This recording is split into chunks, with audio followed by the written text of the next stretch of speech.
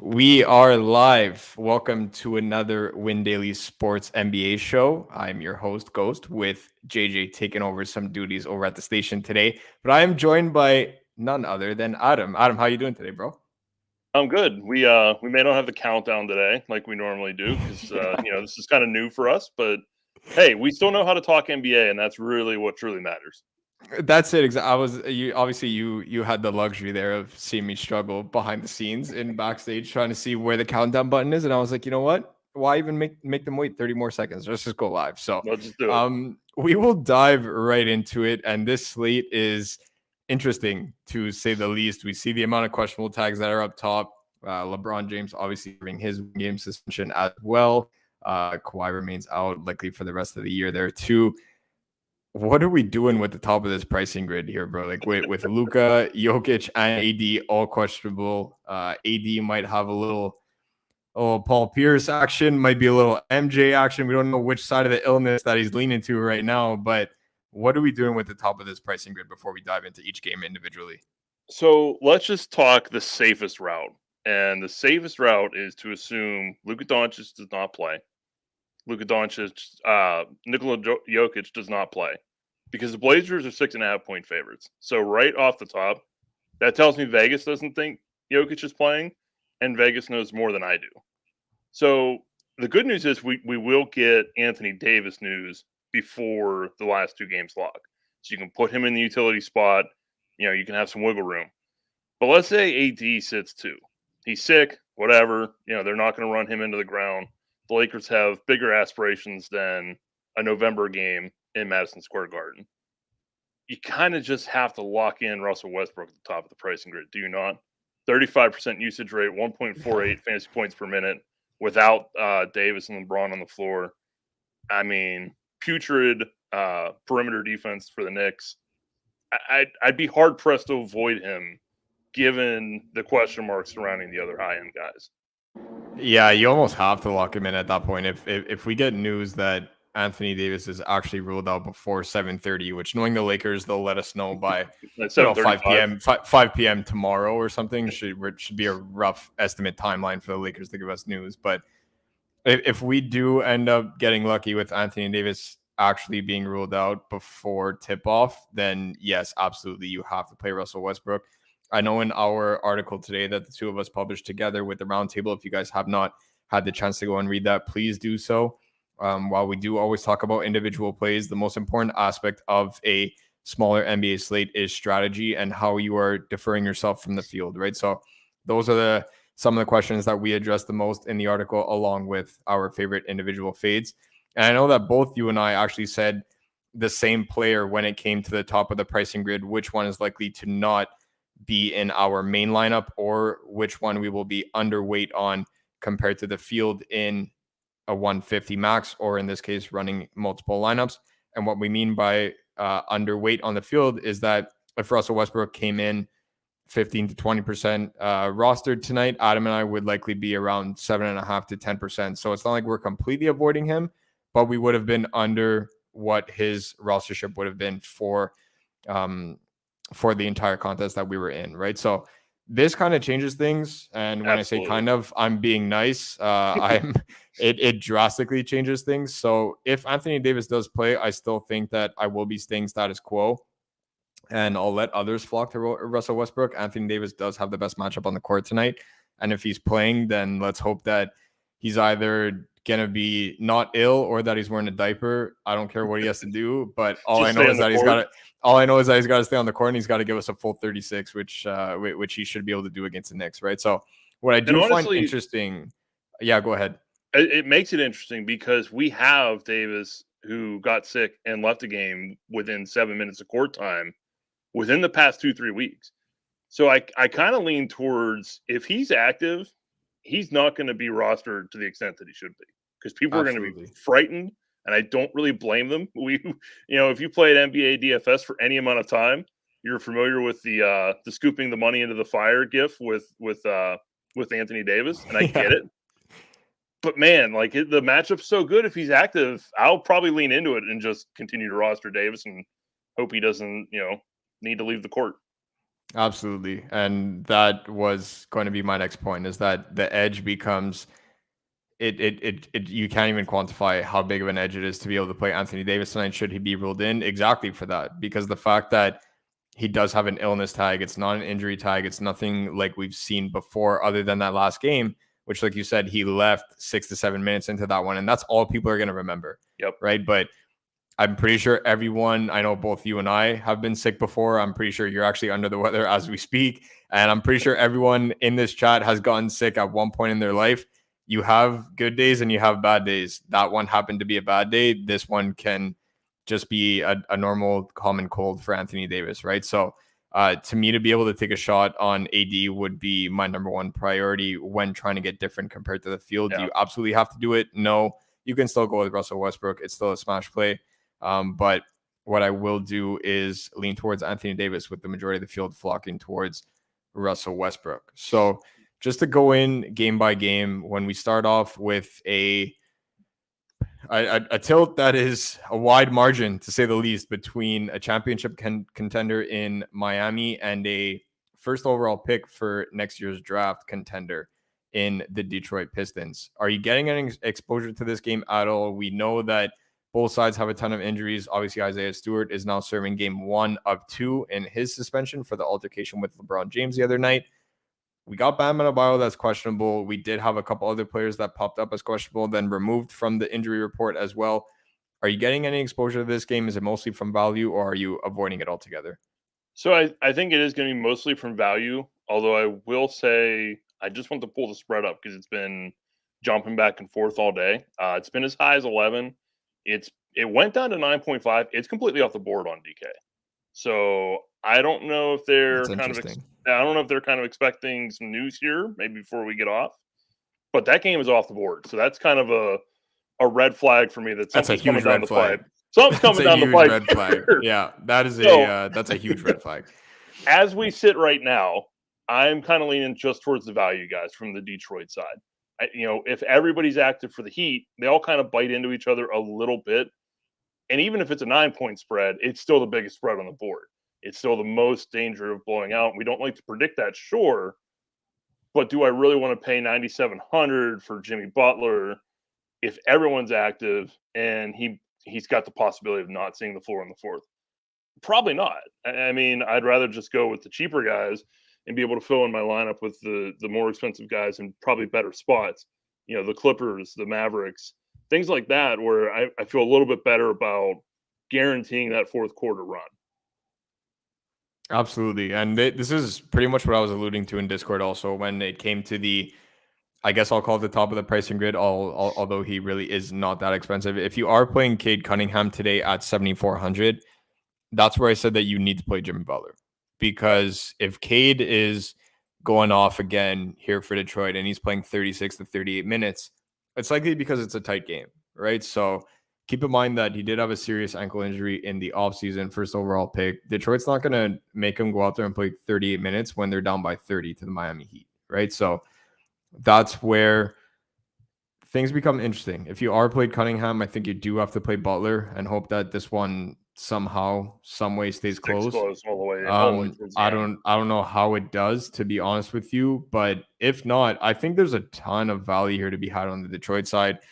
Corey Joseph getting a ton of minutes, but you got to remember that this guy's like 50 years old. So if you want to pivot to Frank Jackson, I'm A-okay with that as well. But one guy that I absolutely love tonight is Hamadou Diallo. So getting a ton of minutes for them off the bench. He's going out there to score. He's not looking for passes. He's active on the glass. He's active in the defensive side of the ball as well, picking up a ton of steals, running that transition game for them, and he really pushes the pace, right? So with Miami being, again, it's not like we're comparing him to someone as dominant on the inside as an elite player in the NBA, but that's what Hamadou Diallo's game is, that he likes to get inside, and Miami is vulnerable there. So with him being able to put the ball on the deck and really just get to the hoop, I do like Hamadou Diallo a ton at 3,500. Interchanging Frank Jackson and Corey Joseph, I am okay with that as well. I would not play the two together because although they were on the court for a little bit at the same time last game, Frank Jackson needs the ball in his hands to be able to do damage for us in our DFS lineups, and Corey Joseph is the exact same way, right? So That's where I'm likely only going to roster one of the two. I'll check which one is higher in our proprietary projection model over at windailysports.com, and then I'll roll with that guy. So I'm likely getting at least two sources of value from this game, and I'll likely cap it at two. But if you are playing guys like Jeremy Grant and Cade Cunningham, those two specifically, I do believe that you absolutely need Jimmy Butler today and hope that this game somehow stays close.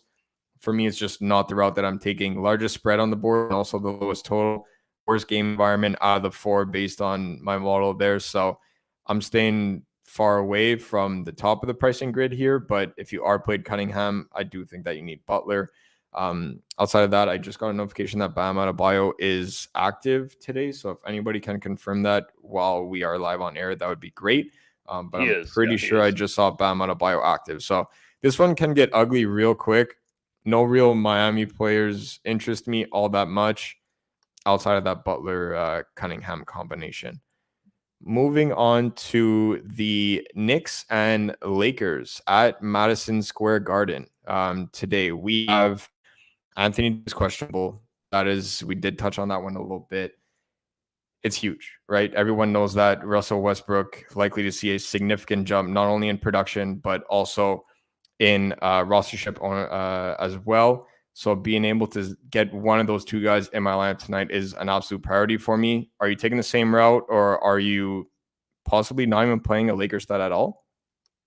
No, I do want one. And, if Davis is active, it's going to be him. If he's not, it's going to be Westbrook. But I do want some exposure to this game. The Knicks have just not been really good inside to this point. They're in the bottom half of the league in paint rebounds and points allowed.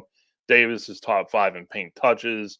You don't have LeBron. It's just a smash spot, if all things were being equal. And then, like we said, if he's out, it's just kind of easy to just put Westbrook in that same exact spot because now he's down LeBron and AD. So, especially with Mitchell Robinson, not that he's like, anything of an elite defender or anything like that, but he's a better rim protector than Nerlens Noel. So, I mean, Davis is just going to just plow through that interior if he's active. Yeah, absolutely. So for me, I will be taking the route where I'm rostering one of Anthony Davis and Russell Westbrook. I'm not playing both. But I will absolutely roster one of the two of them. If AD is in, I will be playing Anthony Davis 100% of the way. Two guys that I really do like, regardless of whether Anthony Davis plays or not, are Talen Horton-Tucker and Anthony. So you said it right at the beginning of the show with how bad the Knicks defense is overall. Adding to the fact that their starting five has the worst net defensive rating in the entire league, and they're getting slightly better to the point where they are no longer the worst in NBA history. But just last week, to put into perspective, two games ago, they were the worst in NBA history for a starting five unit with over 100 minutes played together, right? So that's where the starting five for the Knicks is beyond bad defensively right now. It is not very Tibbs style to be able to have a bad defensive unit, but that's just the way it is for them this season until they figure things out. And again, their main vulnerable spot is on the outside. They get absolutely destroyed on the inside with Mitchell Robinson out. We love Anthony Davis. We've already made that clear. But again, to be able to attack that perimeter defense with Carmelo Anthony and THT, I think is certainly viable.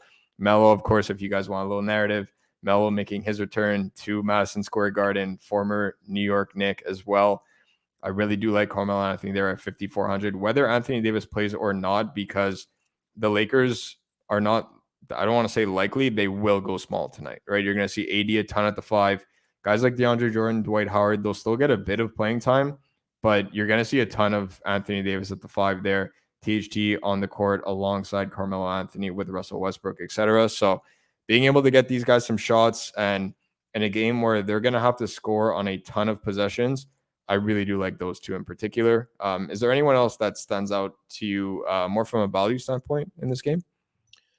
Not particularly. I mean, if Derrick Rose gets ruled out, we can maybe look at.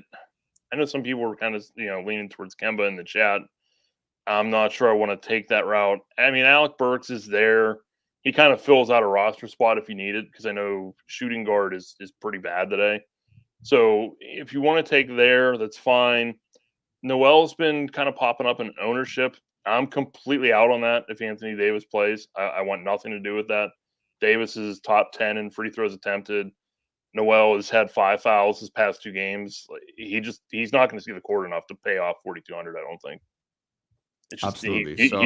he'll get fouled right off the court. I love it. I absolutely love that call. And I think it is going to be exactly the way that you described it. So moving on to Portland, Denver, we have your boy, the shouldn't have been MVP last year in Nikola Jokic. He's not going to win it this year, so you can move on. He's better than he was last year, and he's still got no shots this year.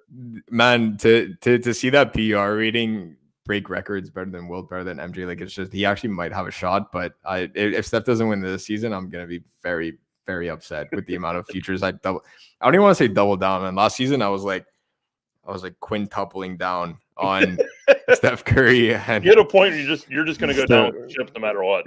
Yeah, and I'll ride that ship. And then in the off season, of course, we had our preview show, and I was like, you know what, I already bought my tickets for Steph Curry MVP and Warriors to make it out of the West and the Warriors to win the championship as well. So far it looks good, but we're only 15 games into the season. So I got to be patient a bit more for that one. But are you slotting in Jokic into your placeholder? Are you not taking that chance? Because there's no real pivot that we have here. If we don't get this news before 7:30, if you can't pivot to Anthony Davis, let's run through that scenario. Number one, I'll ask you, are you putting Jokic in your placeholder?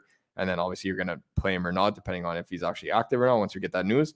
And then number two is that, do you have a pivot planned in case? Like, is it someone like Paul George? Is it Damian Lillard? Like, what are we doing with that if we are putting Jokic into our placeholder? I'm not planning on putting Jokic in right now, to be honest. That answers that. Listen, Vegas knows more than I do about these things. The Blazers are 6.5 point favorites.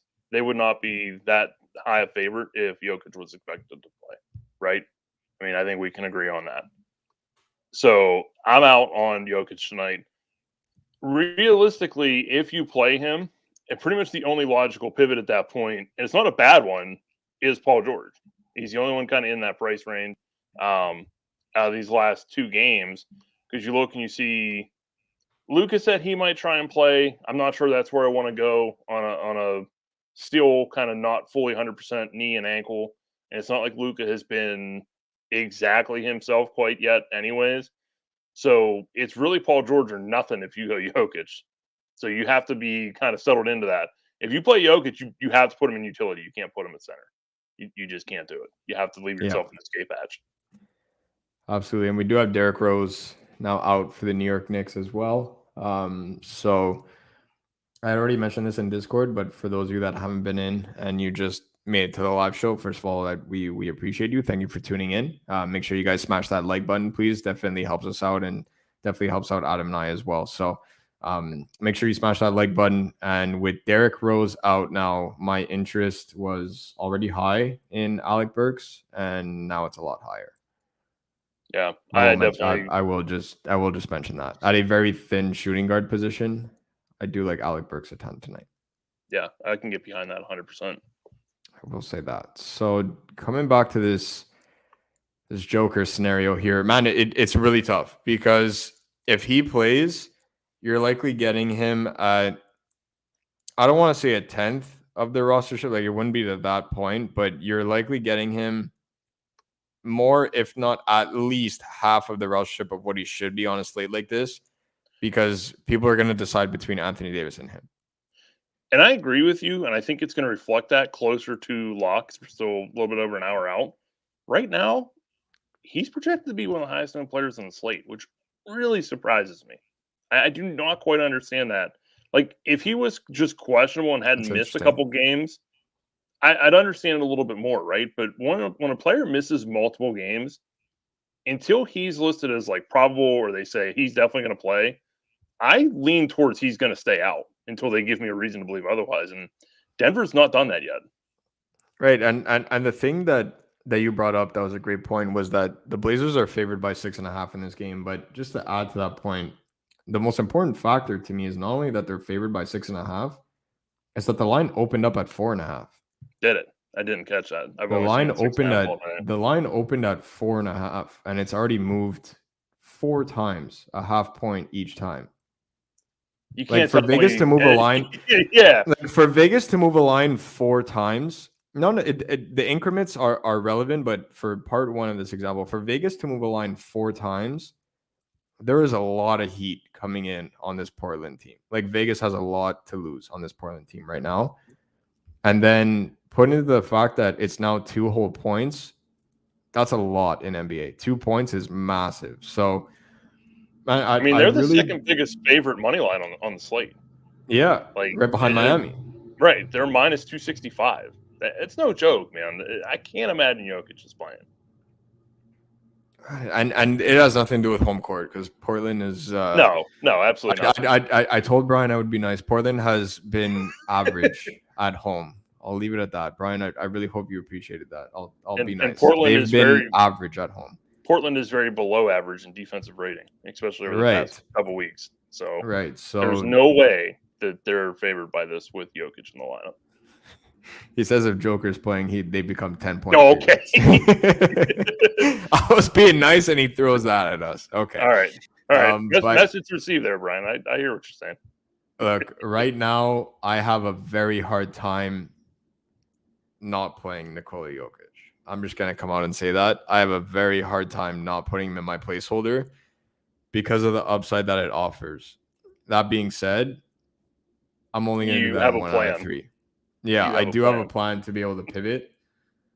I do have a plan. I can't give the exact plan out, but I do have a plan to be able to pivot. Obviously, that includes Paul George because that is the one and only pivot. I'm not providing the ridiculous secret code here when I say that Paul George is the pivot to Nikola Jokic. He is literally the only stud that's left on the slate outside Damian Lillard, who I've already displayed no offense. I already displayed my comments on Damian Lillard today in Discord, but that's about it. I'll leave it at that. But I'm not playing Luka with a bad ankle and bad knee. You need him. Yeah, you need him on the you need him on the dribble drive. Like that will be enough for me to play Paul George. Just the fact that Luka's playing, I'll trust that the game environment will stay competitive enough that Paul George will have to log 38 to 40 minutes. Like that to me is what I need. So.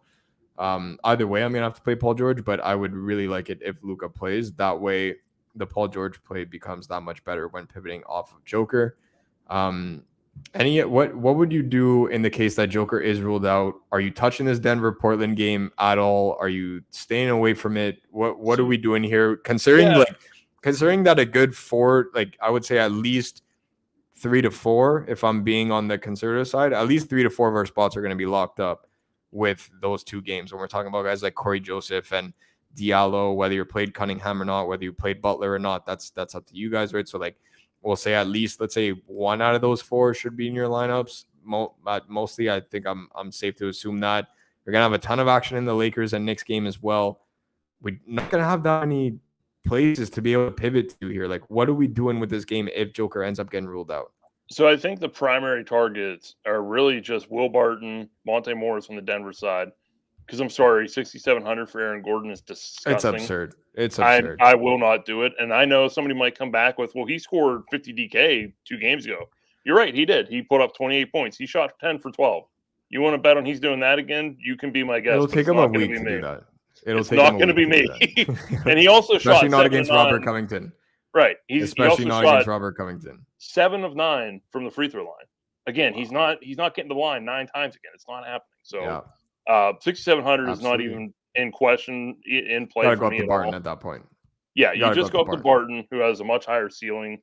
And then I think you could still pick one of Lillard or CJ. I prefer McCollum because he's just cheaper. It's just easier to work with. And especially if I'm going to play Paul George or if I'm going to play Anthony Davis, it just gives me more salary to play with. And I just trust McCollum a little bit more. I love it. And I will let you take the floor for this one to end the show because I know we have 4 minutes left before we get back in Discord. How do you feel about Zubac tonight? I wrote him up in our article. He's one of my favorite plays in the slate. And it's kind of odd to, sit here and have a 4-game slate and say, oh, Vaca Zubac's one of my favorite plays. But Dallas is horrendous in the paint. They're in the bottom 8 of paint points and paint rebounds allowed. They're going to have enough big men to keep him on the court, which is always kind of a key element for Zubac. You have to be able to trust that the other team has big guys so the Clippers don't go small. And with Porzingis on the floor, close to 35 minutes, and then even Dwight Powell still plays, 18 to 20, that's enough to get Zubac on the floor for at least 30, pending any foul trouble or anything silly like that. And as long as he's on the court for 30, he's going to walk into a double-double. And at 5,100, that's a pretty strong value every time. I love that. So speaking of that, I will give my pizza bet money of this beautiful Taco Tuesday that we're having, although it is freezing up here. But on this Taco Tuesday, I have to give out a couple bets. I'm feeling it. It's a holiday season. So Zubac to double-double and the Clippers to win. It's 5-1. I like that. I think that's worth some pizza money bet. And then my two main props for tonight, I do have a ton, but my two that I will give out are in that Lakers game. You should grab these before Anthony Davis either gets ruled in or ruled out because they will be taken off the board. The most one that I have the most amount of action on is Carmelo Anthony over 2.5 threes for even odds over on DK. And the other one that I have is Russell Westbrook over 16.5 rebounds and assists. I think that one, even with Anthony Davis in, I'm okay with that one. Even if he's not, I got that one over at BetMGM. So to be able to get that, and Russ, I know that some books have it at 17.5. If your book has it at 17.5, I'm okay with that one. Anything under 20, I'm okay with hitting the over on. But those are the two that I really like. I do like Ivica Zubac to double-double. That'll be the safer of the two bets. But if you want to get spicy with it for a little pizza money, I will say Ivica Zubac to double-double and the Clippers to win. And I'm taking the over on Hamadou Diallo's point prop. Those are the four that I have the most amount of action on tonight. I'm tailing you the whole way on all that. Let's do it. I love it. I see two lineups here. We'll end with this. So we got Corey Joseph, Diallo, Martin, Randall, Joker, Simons, Melo, and Dame. So I'm not playing Anthony Simons. Yeah, not with CJ and Dame active. Because listen, if you play Simons, you almost want to hope that game blows out, and in that case, Dame's not getting there. Right, and then Caleb Martin, gotta check the model for that one just to be sure. I don't think he's popping, but just double check that one, Brian. And we'll chat in Discord there. But you're on the right path. Might just have to swap out Simons and Martin there, and then we'll go over Jimmy's. Corey Joseph, Burks, Diallo, Melo, Zubac, Cade, Butler, Westbrook. I love that one. Yeah, that works. I love that one.